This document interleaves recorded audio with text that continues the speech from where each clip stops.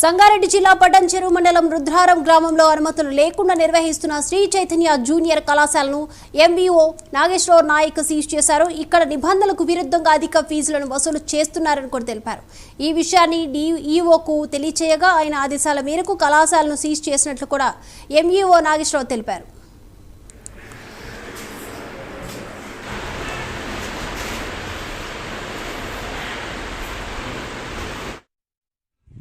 నేను పటాన్చెరు ఎంఈఓ నాగేశ్వర నాయక్.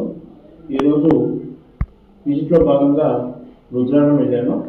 అక్కడ government primary and high school చూసిన తర్వాత అటు నుంచి వస్తూ ఉంటే అక్కడ శ్రీ చైతన్య స్కూల్కు జాయిన్ చేయడానికి ఇద్దరు పేరెంట్స్ వెళ్తున్నారు.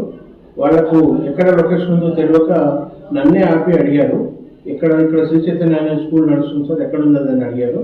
నాకు కూడా ఐడియా లేదు సార్, ఇక్కడే ఉందంట అని చెప్పారు. అది అందులో జూనియర్ కాలేజ్ కూడా ఉందని చెప్పేసి అడిగారు. జూనియర్ కాలేజ్ అంటే ఇక్కడే ఉన్నది, ఇక్కడ జూనియర్ కాలేజ్ రుద్రారంలో ఉన్నది. ఇంతకుముందు గీతం ఉన్న కాలేజీని వాళ్ళు శ్రీ చైతన్య జూనియర్ కాలేజ్గా నడుస్తున్నారు, అది ఉన్నది వాస్తవం అని చెప్పాను.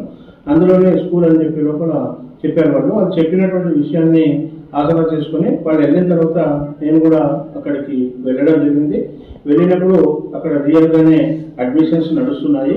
పేరెంట్స్ని మభ్యపెట్టి వాళ్ళు 6th క్లాసు రెసిడెన్షియల్ అయినట్లయితే 1,90,000, సెమీ రెసిడెన్షియల్ అయినట్లయితే 1,80,000, అదేవిధంగా డే స్కాలర్ అయినట్లయితే 1,60,000 అని చెప్పేసి మాట్లాడి ఉన్న విద్యార్థులందరినీ కూడా జాయిన్ చేసుకోవడం జరుగుతున్నది.